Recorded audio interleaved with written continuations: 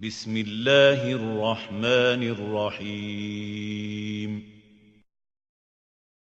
بسم الله الرحمن الرحيم السلام عليكم ورحمة الله وبركاته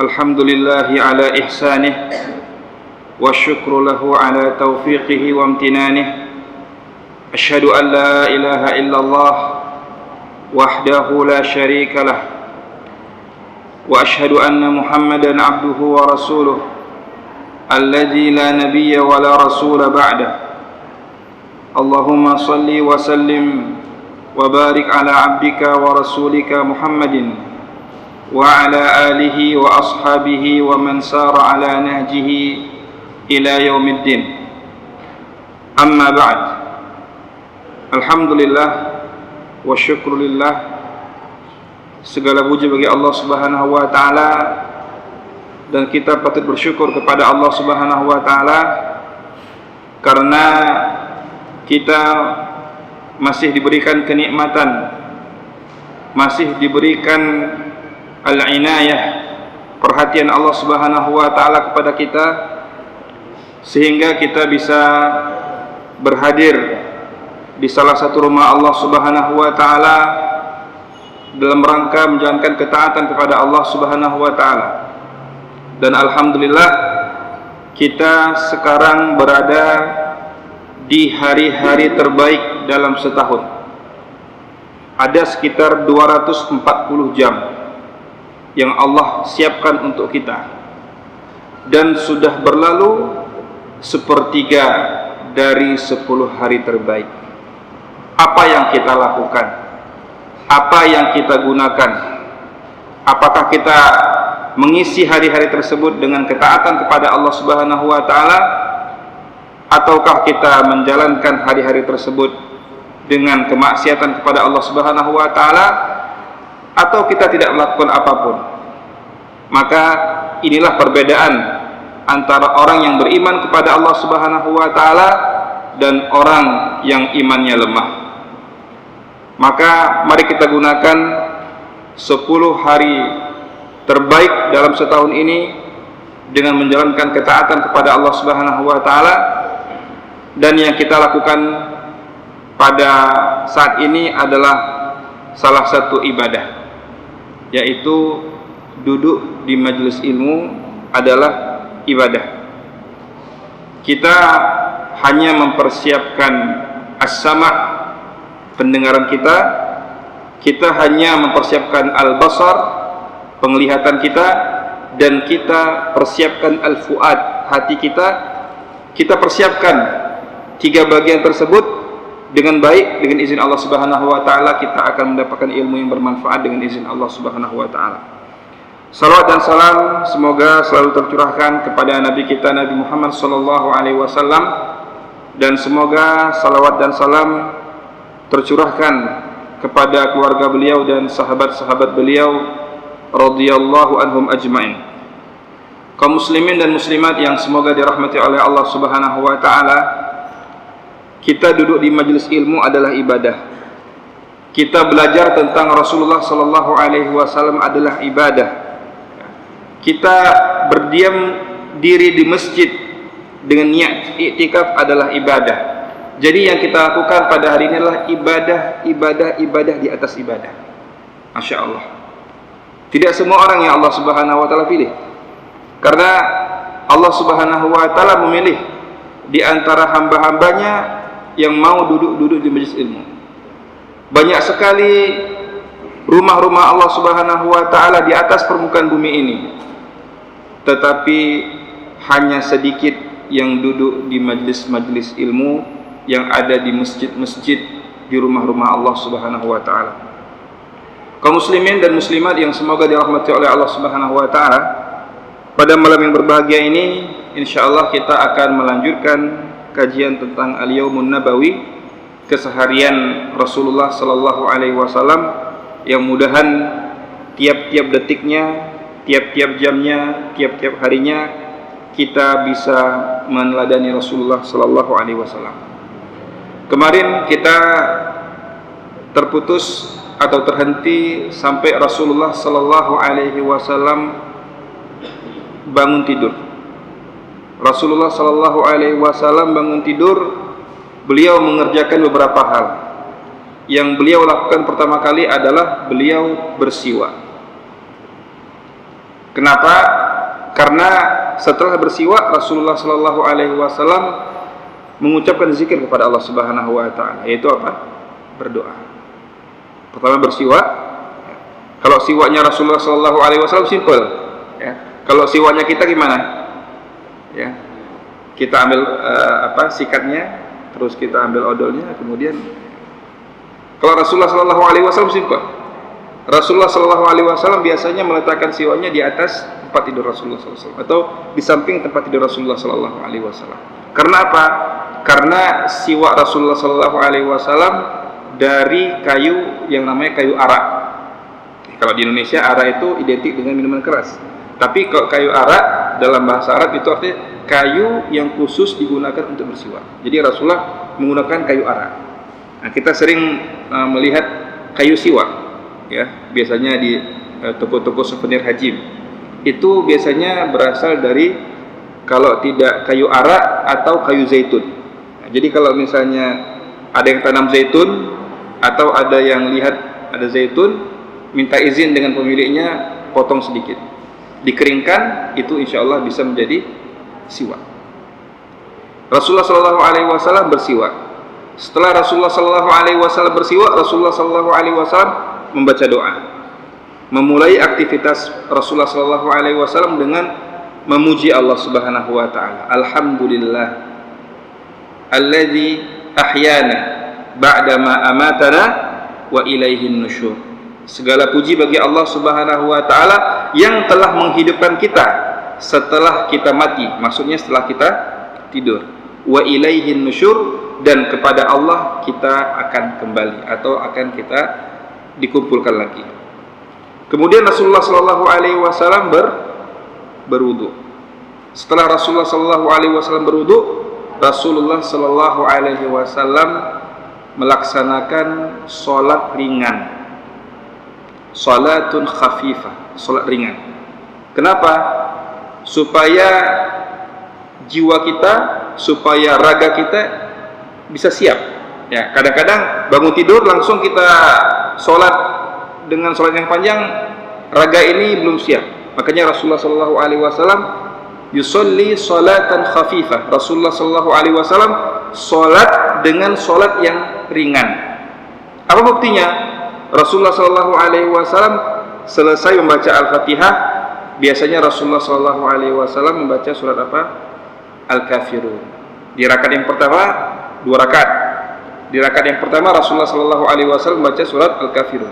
Setelah Al-Fatihah, kemudian Al-Kafirun. Di rakaat yang kedua Rasulullah Shallallahu Alaihi Wasallam setelah membaca Al-Fatihah, Rasulullah SAW membaca surat Al-Ikhlas. Qul huwallahu ahad, Allahus samad, lam yalid wa lam yulad wa lam yakul lahu kufuwan ahad. Itu salat yang ringan. Terkadang Rasulullah Shallallahu Alaihi Wasallam setelah membaca surat Al-Fatihah, di rakaat yang pertama Rasulullah Shallallahu Alaihi Wasallam membaca firman Allah Subhanahu Wa Taala dalam surat Al-Baqarah. Di akhir juz yang pertama, di akhir juz yang pertama, firman Allah Subhanahu Wa Taala, Qulu amanna billahi wa ma unzila ilaina, dan seterusnya. Kemudian di rakaat yang kedua Rasulullah Shallallahu Alaihi Wasallam membaca firman Allah Subhanahu Wa Taala dalam surat Ali Imran di juz yang ketiga, yaitu Qul ya ahlal kitabi ta'alau ila kalimatin sawa'in bainana wa bainakum. Tapi berhubung di antara mayoritas kaum muslimin, ya, modalnya itu cuma bisa Qul ya ayyuhal kafirun, Al-Ikhlas itu sudah cukup. Atau ayat-ayat yang lebih ringan lagi, nggak ada masalah. Yang penting sholatnya adalah sholat yang ringan. Nah, Masya Allah, jikalau kita mengerjakan, ya, 4 pekerjaan ini, itu dijamin hari-hari kita diberkahi oleh Allah Subhanahu Wa Taala. Ya.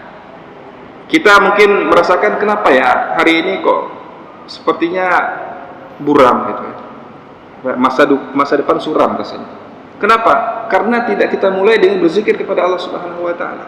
Rasulullah sallallahu alaihi wasallam memulai dengan bersiwak. Kemudian Rasulullah sallallahu alaihi wasallam melanjutkan dengan membaca doa. Kemudian Rasulullah sallallahu alaihi wasallam berwudu, dan Rasulullah sallallahu alaihi wasallam salat dengan salat yang ringan. Jadi jika kita lakukan dengan izin Allah Subhanahu wa taala, hidup kita berkah. Ya. Coba pola hidup ini kita biasakan, ya, dan kita ajarkan kepada keluarga kita, kepada saudara kita, supaya hidup kita penuh dengan keberkahan. Karena Rasulullah sallallahu alaihi wasallam seorang imam, seorang pemimpin, maka Rasulullah sallallahu alaihi wasallam setelah beliau sholat, beliau itu tidak langsung ke masjid, tetapi Rasulullah beliau tinggal sebentar di rumahnya. Karena rumah Rasulullah sallallahu alaihi wasallam, sebenarnya rumah Rasulullah sallallahu alaihi wasallam tidak bisa disebut rumah. Bahkan Allah Subhanahu wa taala menyebut al-hujurat. Al-hujurat adalah jamak dari kata hujrah yang artinya kamar. Ya, jadi rumah Rasul itu adalah ibarat seperti kamar-kamar. Ya, hujrah Aisyah, kamar Aisyah, hujrah Hafsah, ya, kamar Hafsah, hujrah Saudah, kamar Saudah. Karena memang kamarnya kecil-kecil atau rumahnya kecil-kecil. Rasulullah Shallallahu Alaihi Wasallam setelah beliau sholat dengan sholat yang ringan, beliau berdiam sebentar di rumah. Ya. Sedangkan yang bukan imam, ya, para sahabat, mereka itu bahkan sebelum Bilal mengumandangkan azan, mereka sudah di masjid. Karena memang al-aslu at-tabkir ilal masjid. Asalnya itu kita harus bergegas menuju ke masjid. Bahkan kalau bisa sebelum azan dikumandangkan, itu luar biasa. Tapi karena Rasulullah SAW seorang imam, Rasul tidak langsung pergi ke masjid. Dan ini pelajaran bagi imam. Kenapa? Karena sekarang ini, ya, bahkan kehidupan kita, kehidupan sholat kita, itu yang ngatur bukan imam lagi. Mohon maaf. Ya. Jadi kehidupan atau kegiatan sholat kadang-kadang yang ngatur bukan imam. Yang ngatur itu jam. Ya. Artinya apa? Kalau udah tit baru imam keluar. Tapi kalau misalnya Rasulullah SAW memperhatikan, karena jam ini adalah komputer atau program, jadi dia terserah. Tapi kalau misalnya imam, dia bisa memperhatikan, oh ini masih ada yang sholat sunnah, ini masih ada yang terlambat sedikit saja, ya. Jadi seorang imam itu bisa memperhatikan keadaan, ya, tidak tergantung dengan jam, ya, tetapi memang memperhatikan. Jadi Rasulullah SAW melihat, ya. Nah, biasanya Bilal itu karena rumah Rasulullah SAW dekat, Bilal kadang-kadang kalau misalnya semua sahabat itu sudah berkumpul, baru Bilal datang ke rumah Rasulullah SAW. Ya. As-salatu ya Rasulullah. Wahai Rasulullah, ayo kita sholat. Jadi Rasulullah SAW menunggu di rumah. Kemudian ketika jamaah sudah ada, ya, semuanya sudah melaksanakan sholat subuh, ya, sholat sunnah qabliyah subuh, maka mereka berkumpul di masjid dan Rasulullah SAW baru ke masjid. Ini menunjukkan bahwa seorang imam ini mempunyai kedudukan yang mulia dalam masyarakat. Ya. Sekarang memang ada sedikit pergeseran, ya, tetapi mari kita kembali kepada bagaimana Rasulullah SAW menjadi imam. Rasulullah SAW ketika beliau melihat bahwa jamaah sudah siap, ya, jamaah sudah siap, tentunya imam sudah tahu, ya, kira-kira kok jamaah zuhur itu berapa saf, biasanya berapa saf, bisa diperhitungkan. Nah, sholat zuhur 4 saf. Kenapa 4 saf? Ada orang kantoran yang biasanya sering sholat di sini misalnya. Sholat asar karena jamaah kantoran sudah pulang, mungkin berkurang jadi 2 saf setengah. Sholat maghrib, ya, karena yang kerja di luar akhirnya pulang ke rumah sholat maghrib, tadi kita lihat sekitar 3 saf lebih atau 4 saf. Sholat isya berkurang lagi karena sudah sibuk dengan dengan rumah dan masing-masing. Sholat subuh 1 saf setengah. Itu biasanya imam mengerti bagaimana keadaan jamaah. Dan ini bisa menjadi absen sosial. Absen sosial artinya apa? Oh, ini kenapa terlambat? Oh, ini kenapa tidak datang? Oh, ini kenapa 2 hari 3 hari nggak kelihatan di masjid? Jadi kita bisa di masyarakat itu bisa melihat, bisa menilai bahwa siapa yang nggak datang itu berarti ada sesuatu hal, mungkin safar, keluar rumah, atau mungkin sakit. Ya. Terkadang kita, ya, tetangga sakit kita nggak tahu sakit. Ya. Tetangga masuk rumah sakit kita nggak tahu. Tetangga kemalangan kadang-kadang kita nggak tahu. Kenapa? Ya, mungkin tidak memperhatikan bagaimana keadaan jamaah di masjid. Tapi Rasulullah SAW memperhatikan bagaimana sahabat-sahabat Rasulullah SAW. Kaum muslimin dan muslimat yang semoga dirahmati oleh Allah Subhanahu wa taala.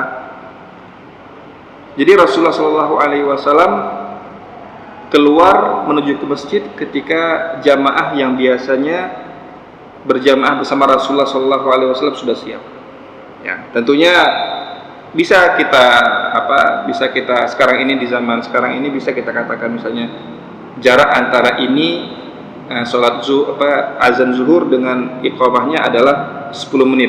Ya, tetapi tidak terlalu terpatok dengan jam, tapi sesuai dengan bagaimana imam memperhatikan jamaah di masjid. Rasulullah SAW dari rumahnya menuju ke masjid, dan sunnah yang diajarkan oleh Rasulullah SAW ketika keluar masjid, ya, ketika keluar rumah ada doanya. Kita kadang-kadang keluar terus. Kita merasa bahwa hidup kita aman, jadi ya keluar. Tapi Rasulullah SAW mengajarkan kepada umatnya, apalagi kita hidup di zaman yang penuh dengan syubhat dan syahwat. Ya. Kita hidup di zaman yang penuh dengan fitnah. Kita nggak tahu yang batil menjadi hak, yang hak menjadi batil. Pengkhianat dianggap amanah, amanah dianggap pengkhianat. Kita nggak tahu sekarang ini. Dan kita jangan merasa aman bahwa kita ini akan seperti ini. Kita meminta kepada Allah Subhanahu wa taala untuk menjaga kita istiqomah di atas keimanan dan ketakwaan kepada Allah Subhanahu wa taala. Makanya Rasulullah SAW mengajarkan kepada kita satu doa ketika keluar rumah. Apa doa yang diajarkan oleh Rasulullah SAW? Bismillah. Ketika keluar rumah, bismillah. Itu paling kurang. Oh, saya nggak hafal yang lain. Bismillah. Alhamdulillah. Bismillah. Kemudian kalau kita mau menghafal lagi, tawakkaltu 'ala Allah. Saya bertawakal kepada Allah Subhanahu wa taala. Ya. Jamaah yang sekalian yang dirahmati Allah Subhanahu wa taala, tahukah kita mana tawakal? Tawakal itu adalah tafwidul amri ila Allah ma'al akhdhi bil asbab. Tawakal adalah kita menyerahkan hasilnya kepada Allah Subhanahu wa taala setelah kita mengambil sebab-sebabnya. Kita keluar rumah, ya, kemudian kita sudah bersiap-siap dengan persiapan secara manusiawi. Kemudian setelah itu kita serahkan semuanya kepada Allah Subhanahu wa taala untuk menjaga kita. Bismillah, tawakkaltu 'ala Allah. La haula wala quwwata illa billah. Tidak ada daya dan upaya kecuali dari Allah Subhanahu wa taala. Menunjukkan bahwa kita adalah makhluk yang lemah. Kita memerlukan bantuan dari Allah Subhanahu wa taala. Bismillah, tawakkaltu 'ala Allah, la haula wala quwata illa billah. Itu versi yang satu. Kemudian versi yang lain yang diajarkan oleh Rasulullah sallallahu alaihi wasallam ini agak panjang karena memang lebih rinci lagi. Bismillah, dengan nama Allah, tawakkaltu 'ala Allah, saya bertawakal kepada Allah Subhanahu wa taala. Sama. Cuma perbedaannya setelah itu adalah Allahumma inni a'udzubika an adilla au udalla. Ya Allah, Allahumma, sesungguhnya saya meminta perlindungan kepadamu supaya jangan tersesat. Bukan tersesat rumah, bukan tersesat tujuan. Kalau sekarang tersesat tujuan ada GPS, bisa nanya. Tapi ini adalah tersesat, disesatkan oleh syaitan, baik syaitan dari kalangan jin atau syaitan dari kalangan manusia. Jadi syaitan itu dari kalangan jin dan dari kalangan manusia. Minal jinnati wan nas, dari kalangan jin dan manusia. Nah, jadi kita takut. Karena apa? Kita nggak tahu kita tersesat. Au udalla. Udalla itu artinya disesatkan. Ada orang yang memang mau tersesat, suka tersesat. Tapi ada orang yang dia itu keinginannya adalah dia ingin beriman, tetapi ketika dia bertemu dengan sahabat yang ini, bertemu dengan sahabat yang itu, atau melihat video yang ini, melihat video yang itu, akhirnya tersesat, disesatkan. Maka kita berlindung pada Allah Subhanahu wa taala supaya kita tidak tersesat dan tidak disesatkan. Masya Allah. Apalagi di zaman seperti ini, kita nggak tahu. Ketika ketemu dengan yang ini, ternyata dia itu adalah orang yang liberal. Ketemu dengan yang ini, ternyata dia Syiah. Kita nggak tahu. Wallahu a'lam bishawab. Kemudian au azilla au uzalla, atau saya tergelincir atau digelincirkan. Tergelincir itu biasanya identik dengan tergelincir di atas dosa. Tergelincir di atas dosa. Atau ada juga istilah namanya zillatul lisan. Zillatul lisan itu artinya tergelincir lidah. Bukankah lidah ini adalah organ yang paling banyak memasukkan seorang itu ke dalam api neraka? Tergelincir. Ya. Kadang-kadang kita tidak tahu, ternyata kita tergelincir lidah kita atau digelincirkan oleh orang lain. Wallahu a'lam bishawab. Kemudian au azlima, atau saya menzalimi, au uzlama, atau saya dizalimi. Bisa saja ketika jalan di jalanan ada orang yang kita tiba-tiba menzalimi orang, atau kita dizalimi oleh orang lain. Karena kita sekarang hidup di zaman apa? Hidup di zaman yang nggak tahu siapa yang salah dan siapa yang benar. Ketika di lampu merah, ya, kita ditabrak. Tapi sebelum kita marah, dia sudah marah kita. Betul nggak? Di zaman seperti itu kita. Walau dia yang salah, kita yang dimarahin. Ketika kita ngantri, ya, ngantri, rupanya dipotong. Ya. Ketika dipotong, mau kita tegur, dia sudah marah, sudah melotot matanya. Kita di zaman seperti itu sekarang. Kalau enggak kita menzolimi atau kita dizolimi, maka kita berlindung pada Allah Subhanahu wa taala dari dua perbuatan tersebut. Au ujhala, atau saya jadi bodoh, ya, atau au yujhala alayya, atau saya dibodoh-bodohi dengan orang lain. Bukankah kita hidup di zaman seperti itu? Di zaman yang pertama banyak terjadi kesesatan di mana-mana. Yang terbaru ini apa? Kerajaan ubur-ubur. Ya, pernah lihat nggak? Pernah dengar kerajaan ubur-ubur? Ada pengikutnya. Ada pengikutnya. Tergelincir. Tergelincir.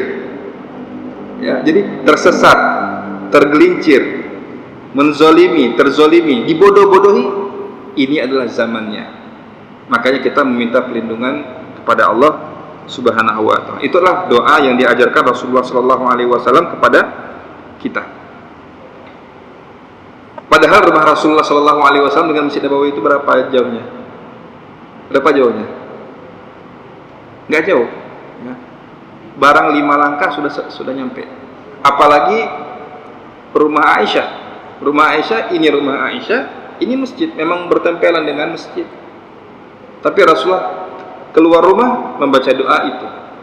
Apalagi kita yang kadang-kadang melakukan safar dari Banda Aceh kita ke Medan, dari Banda Aceh kita ke Jakarta, dari Banda Aceh kita menuju ke tempat yang lain, tentunya perjalanan yang jauh memungkinkan kita untuk digelincirkan, maka kita meminta perlindungan dari Allah Subhanahu wa taala. Nah, kemudian ketika Rasulullah sallallahu alaihi wasallam masuk masjid, masuk masjid juga ada doanya. Terkadang kita ketika masuk masjid nyelonong saja, padahal ada adabnya. Bukankah kita merasa marah ketika ada orang yang masuk ke rumah kita tanpa assalamualaikum waalaikumsalam? Marah kita. Siapa ini kamu? Tapi kita tidak menyadari ketika kita masuk ke masjid ada adabnya. Rasulullah sallallahu alaihi wasallam mencontohkan dan dipotret oleh para sahabat bahwa Rasulullah sallallahu alaihi wasallam masuk ke masjid dengan kaki kanan. Perhatikan. Masuk ke masjid pakai kaki kanan. Kemudian Rasulullah sallallahu alaihi wasallam berdoa lagi. Apa doanya?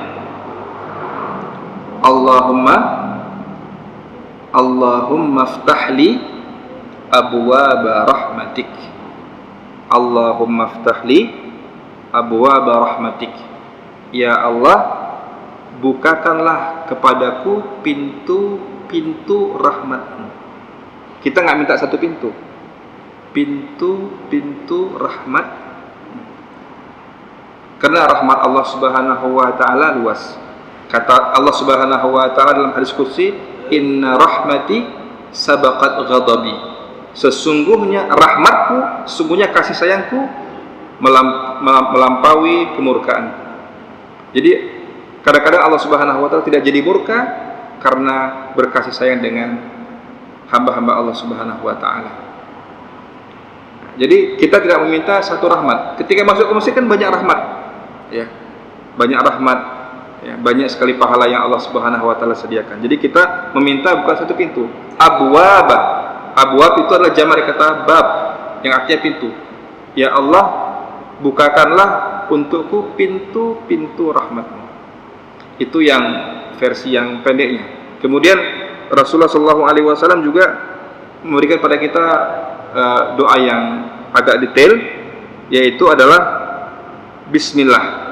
Memulai dengan Bismillah. Ketika masuk ke masjid dengan kaki kanan kita ucapkan Bismillah dengan nama Allah.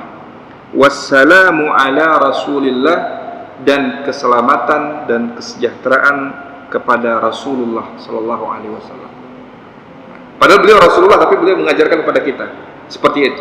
Bismillah, wassalamu ala Rasulillah, dengan nama Allah, dan salam kesejahteraan kepada Rasulullah.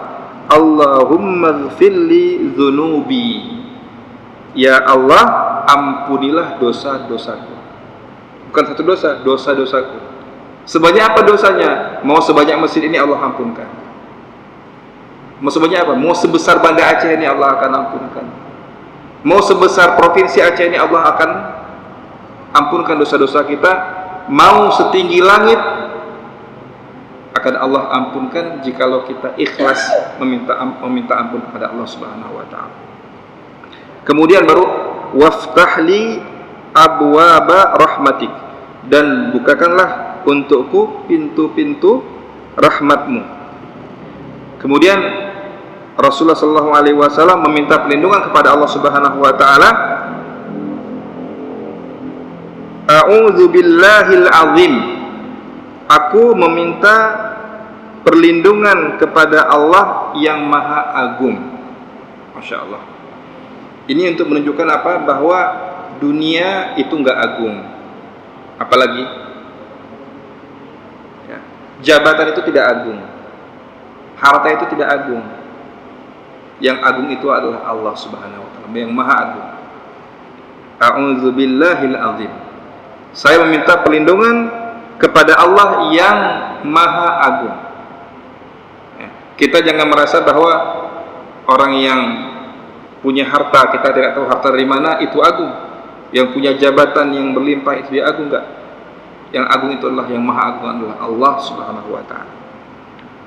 Wa biwajhihil karim, ya, dan dengan wajah Allah Subhanahu wa taala yang maha mulia.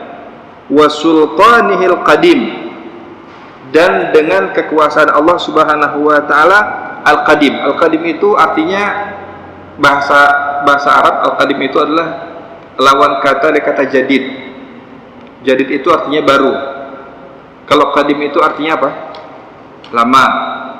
Tetapi yang dimaksud di sini adalah al-qadim, artinya adalah al-azaliyul abadi, yaitu adalah kekuasaan Allah yang sudah ada dari dulu, sebelum manusia diciptakan sudah ada kekuasaan Allah Subhanahu wa taala, dan abadi sampai kapanpun. Untuk menunjukkan apa? Untuk menunjukkan bahwa Allah Subhanahu wa taala Maha Agung, Allah Subhanahu wa taala Maha Perkasa, Allah Subhanahu wa taala yang memiliki kita semuanya, Allah Subhanahu wa taala yang merajai kita semuanya. Jadi untuk menunjukkan apa? Apalagi kita yang punya kekuasaan. Paling kurang kekuasaan terkecil kita adalah kita menjadi kepala rumah tangga. Itu kekuasaan terkecil kita. Jangan sampai Allah Subhanahu wa taala sudah memberikan kepada suami itu suatu nikmat yang besar yang disebut dengan al-qiwamah atau al-qawwamah. Artinya Allah Subhanahu wa taala memberikan tugas kepada laki-laki itu untuk menjadi pemimpin di rumah tangganya, bukan artinya dia semena-mena. Karena apa? Karena kekuasaanmu terbatas. Karena kekuasaanmu terbatas. Kita melihat penguasa-penguasa dunia yang dulu mempunyai kekuasaan dari timur sampai barat, semuanya sudah ditelan bumi. Semuanya sudah di bawah tanah. Sebut siapa yang terhebat, siapakah panglima terhebat yang ada di dunia ini, semuanya sudah di bawah tanah, tinggal sejarah. Jadi di sini kita menunjukkan bahwa kita masuk ke rumah Allah Subhanahu wa taala ini bukan rumah main-main, ini bukan tempat ibadah yang main-main, tetapi ini adalah rumah ibadah yang kita ingin bermunajat, ingin berkomunikasi dengan Allah Subhanahu wa taala yang Maha Agung, yang kekuasaannya tidak terbatas, yang kekuasaannya adalah kekuasaan yang mutlak. Minasyaitonir rajim, dari godaan syaitan yang terkutuk.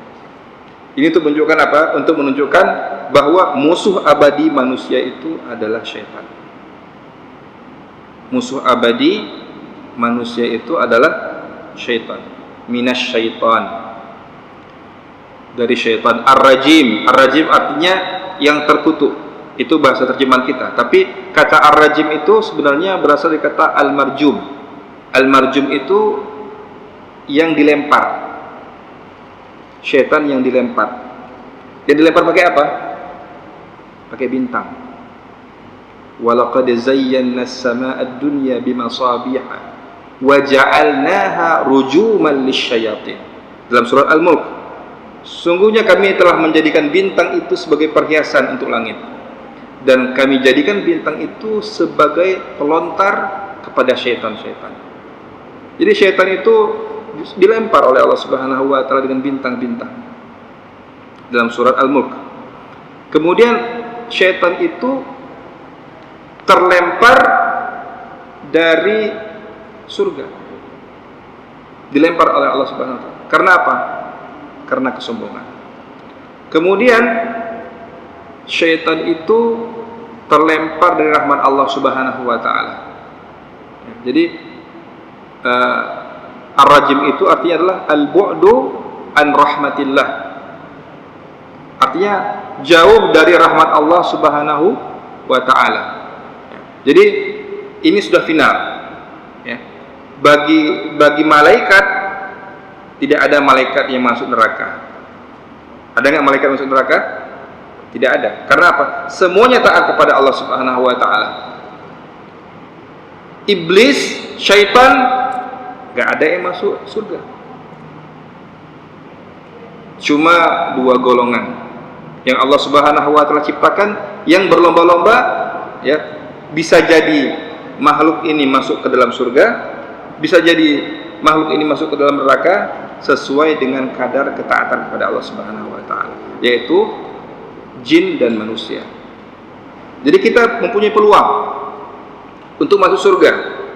Tetapi jangan lupa bahwa ada peluang juga untuk masuk ke dalam neraka. Maka kita ini sebagai manusia bisa jadi lebih mulia dibandingkan malaikat jikalau kita bertakwa kepada Allah Subhanahu wa taala, jikalau kita beriman kepada Allah Subhanahu wa taala, jikalau kita menjalankan ketaatan kepada Allah Subhanahu wa taala, atau kita akan terlempar sebagaimana syaitan terlempar ke dalam neraka ketika kita tidak taat kepada Allah Subhanahu wa taala, ketika kita mensekutukan Allah Subhanahu wa taala. Jadi kita pilih, tinggal apa yang kita pilih. Ya, mau masuk ke dalam surga atau masuk ke dalam neraka. Mau menjadi makhluk yang lebih tinggi derajatnya dari malaikat, atau bahkan menjadi makhluk yang rendah, yang bahkan lebih rendah dari syaitan sekali. Nauzubillah. Bukankah antara Rasulullah SAW dengan malaikat Jibril, antara Rasulullah SAW dengan malaikat Jibril, Rasulullah adalah yang lebih mulia, betul gak? Rasul lebih mulia dari malaikat Jibril. Ya. Karena yang pertama kali masuk surga itu adalah Rasulullah SAW. Ya. Ketika makhluk-makhluk semuanya tidak berkutik, hanya Rasulullah SAW yang mempunyai maqaman mahmuda, tempat yang terpuji di hadapan Allah Subhanahu wa taala. Jadi kita mempunyai peluang untuk menjadi orang yang baik, atau kita mungkin ada peluang untuk menjadi orang yang sengsara sesuai dengan amal yang kita lakukan. Kaum muslimin dan muslimat yang dirahmati oleh Allah Subhanahu wa taala. Jadi Rasulullah SAW keluar rumah berdoa, masuk masjid Rasulullah SAW berdoa. Kemudian ketika Rasulullah SAW masuk ke masjid, barulah Bilal mengumandangkan iqamah. Nah, jadi ketika Rasulullah SAW sudah masuk, ya, itu barulah Bilal mengumandangkan iqamah. Nah, ini yang dipraktekkan oleh Rasulullah SAW. Kaum muslimin dan muslimat yang dirahmati Allah Subhanahu wa taala, karena Rasulullah SAW seorang manusia, ya, terkadang beliau lupa, ya, beliau lupa. Jadi disebutkan dalam kitab ini Al-Yawmun Nabawi, ketika Rasulullah SAW dari rumah menuju ke masjid, ini juga ilmu bagi kita, khususnya bagi imam. Ketika Rasulullah SAW keluar dari rumah menuju ke masjid, ya, dan beliau sudah siap di tempat imamnya, terkadang Rasulullah SAW lupa bahwa beliau itu belum mandi janabah. Nah, ini kan kadang-kadang terjadi. Kalau kita sekarang ini, alhamdulillah ada imam pengganti, tapi ketika itu tidak ada sahabat yang berani menjadi imam, ya, dan Rasulullah di belakang nggak ada, karena memang takzim mereka kepada Rasulullah SAW. Kalau sekarang ini, kalau misalnya imam ada satu hal, mungkin dia keluar dan bisa digantikan. Tapi Rasulullah SAW terkadang ketika beliau sholat, ya, ingin melaksanakan sholat, beliau baru teringat bahwa beliau belum mandi janabah. Maka apa yang dilakukan oleh Rasulullah SAW? Rasul mengatakan makanukum atau makanakum, artinya kalian tinggal sebentar di sini. Beliau pulang ke rumah, mandi, pulang, jadi imam lagi. Tapi ini mungkin nggak bisa kita praktekkan. Nah, jangan nanti kita, ya, akan dituduh sesat. Kenapa? Karena memang Rasulullah itu adalah tidak ada satupun sahabat yang berani menjadi imam. Bahkan Abu Bakar sendiri takut. Ya. Jadi ada dua sahabat yang pernah menjadi imam dan Rasul ketika itu menjadi makmum, yaitu sahabat yang mulia Abu Bakar As-Siddiq dan Abdurrahman bin Auf. Cuma dua sahabat. Itu pun bukan karena sengaja, tapi ketika itu beliau menganggap bahwa Rasulullah sedang sakit, ya. Ketika detik-detik Rasulullah SAW hendak wafat, ya. Tapi Rasulullah SAW membiarkan sahabat yang mulia itu untuk menjadi imam. Tapi ketika Rasulullah SAW dalam keadaan sehat walafiat, tidak ada satupun sahabat yang berani untuk menjadi imam. Makanya ketika sahabat sudah menyusun safnya, ya, kemudian Rasul baru teringat bahwa beliau belum mandi janabah, maka beliau bilang makanakum, artinya kalian tunggu sebentar di sini ya. Ya, tunggu sebentar di sini, saya pulang sebentar, kemudian nanti saya balik lagi dan kita teruskan sholatnya. Inilah yang dilakukan oleh Rasulullah SAW, dan alhamdulillah rumah Rasul itu dekat. Ya. Nah, kalau misalnya rumah imamnya jauh gimana tuh? Kalau misalnya rumah imamnya jauh, saya nggak tahu seberapa lama jamaah bisa tahan. Tapi sekarang ini kita berada di zaman yang kita bisa berganti-ganti. Artinya ketika imam mempunyai uzur, maka dia bisa pulang ke rumahnya, atau mungkin dia menyelesaikan hajatnya dan sebagainya, baru nanti ada yang menggantikan. Ya. Makanya yang pantas untuk duduk atau yang pantas untuk berdiri di belakang imam adalah orang-orang yang mempunyai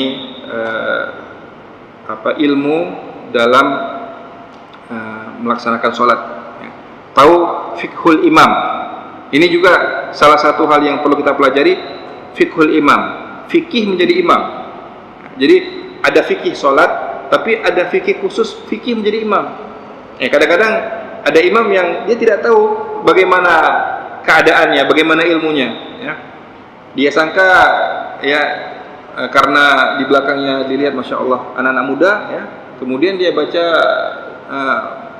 dalam salat Isya misalnya, dia baca surat Al-Baqarah misalnya. Dia nggak tahu di situ ada anak yang sedang menangis, di situ ada orang yang mau pergi ke PKA mungkin. Dia nggak tahu.